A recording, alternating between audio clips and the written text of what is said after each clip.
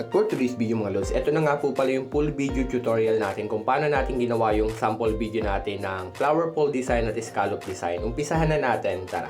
Bali dito mga lods, maglalagay lang tayo ng thumbtacks dalawa sa pinaka corner ng table natin. Yan. Kung plastic yung table nyo mga lods, kung ang table nyo pala is kahoy mga idol, yan. Tapos dito ikot lang natin yung pinaka tie wire natin, yan, kaliwat kanan. Basta naikot nyo na, saka nyo siya i-press para nakalock. Yan. Tapos, ikot nyo lang ulit siya ng kahit isa lang ikot yan. Dito, pwede rin kayong gumamit ng push pin kung wala kayong thumbtacks. Next, kunin na natin yung tela natin na red. Ayan. Dito is po-fold lang natin siyang ganito. Yan.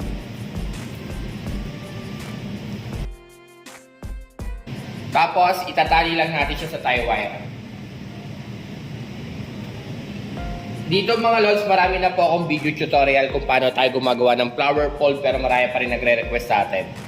Dito magagawa lang ako ng 5 fold mga idol. Ang taas ng fold natin is nasa 5 inches. Ito, po-fold lang kayo ng ganito. Yan. Fold nyo lang siya. Once na i-fold nyo siya ng ganito, tupin nyo lang siya ganyan mga lods. Yan. Tansyado ko na yung taas yan, pero at least nasa 5 inches yung taas mga idol. Gagawa lang tayo ng 5 pirasong ganito.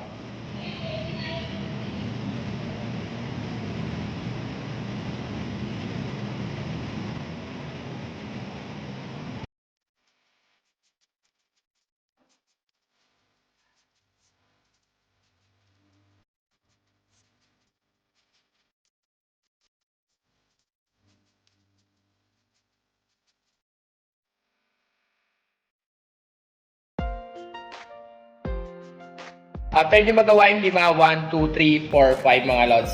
Dito is pagdudugtungin nyo lang yung dalawang, itong pinakauna at saka itong huli. Yan. Pagdudugtungin lang natin, tapos itatali natin siya ng tie wire para nakalock. Yan.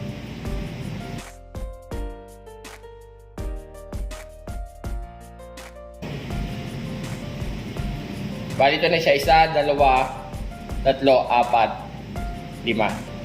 I-shape nyo lang siya ng pabilog mga idol. Yan, parang pa-star. Tapos ganun din yung gagawin nyo sa kabila. At dito mga lods, paano magagawa kayo ng magandang scallop design? Atake nyo muna yung pinakaibabaw. Ito yung pinakaibabaw na cloth hanggang dito. Tapos dito sa bandang gitna, fold lang kayo ng ganito. Yan. Kunin nyo lang sa kamay nyo.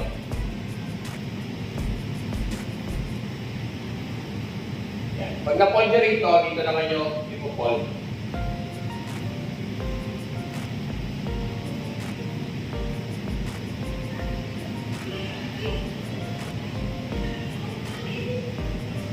Tapos, release. Tapos, tatali na natin dito.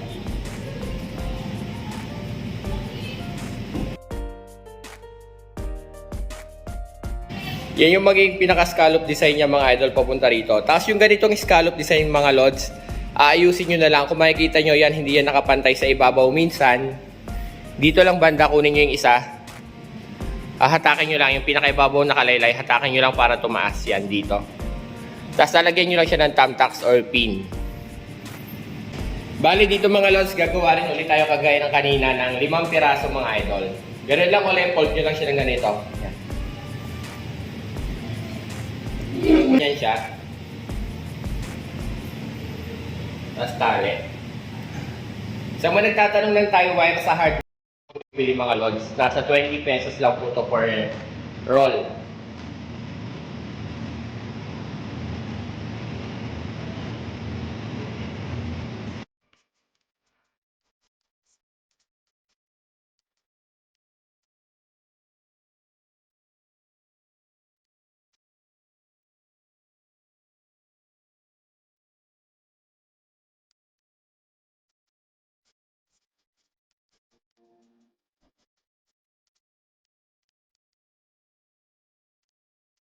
And bali, yan na siya mga lods. 5 na rin yung ginawa natin yan. Tapos kung may sobra kayong tela, pwede nyo naman siyang itago sa likod. Ito sa likod ng pinaka-cloth natin. Open lang natin. Tatargo lang natin.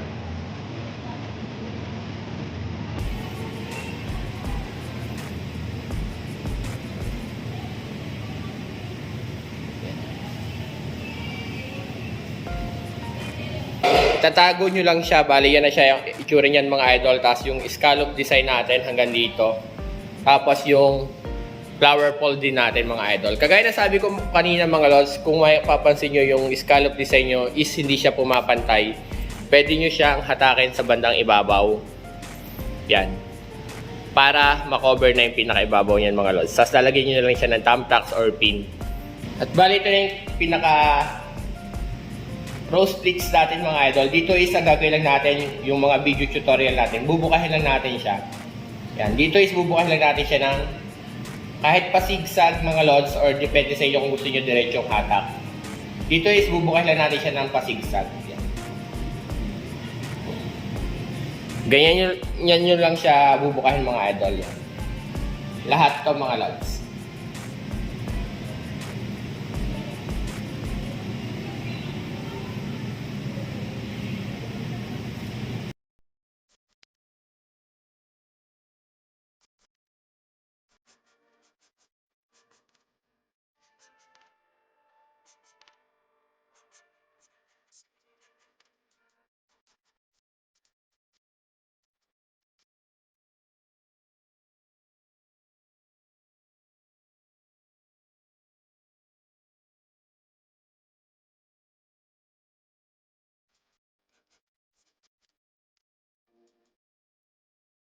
Yan, bali ganyan na itsura yan mga lods yan.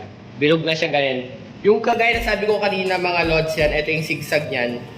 Pwede nyo siyang ayusin. Halimbawa magulo yung pinaka pagka-zigzag. Pwede nyo siyang ayusin. Yan. Para mas gumanda yung pinaka-forma ng flower fold yung mga idol. Dito ayusin lang natin yung pinaka-forma.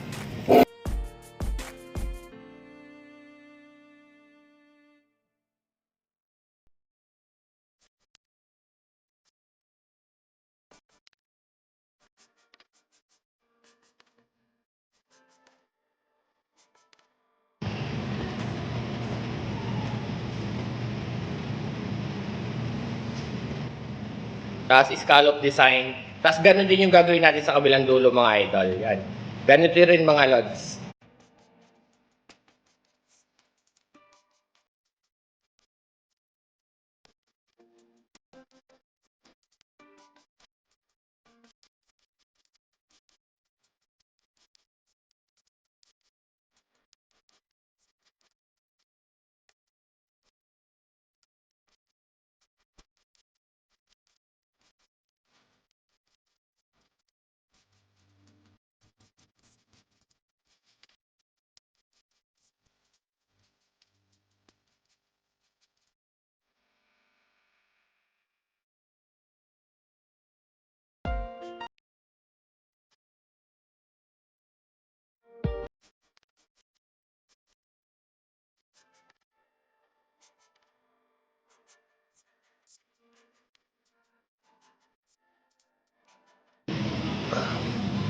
At bali ito na yung pinaka-flower fold design natin mga lods sa may scallop design.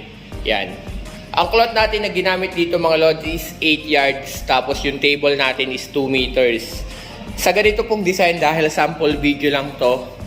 Sample video tutorial lang to mga lods. Mas maganda po kung ang gagawin nyo sa white na yan. Pleats, may running pleats kayo or box pleats sa ilalim. Para may additional na design. Dahil sample video nga lang po ito. Plain lang po yung ginawa natin. Tapos yung pinaka flower fold design na may scallop design lang po yung pinaka ginawa natin dito. Bali hanggang dito na nga lang mga lods yung video. Sana nagustuhan nyo, comment down below na lang po kung may concern pa. Kagaya ng sabi ko, ang tela po natin ginamit dito is nasa 8 yards mga lods yung red. Yung white naman po na plain na nasa baba is 6 yards lang mga idol. Ang table po natin dito is 2 meters. Ang cloth po natin ginagamit is Gina Silk mga idol. Yan, sana nagustuhan nyo. Follow for more at huwag nyo kalimutang i-share. Maraming pong salamat.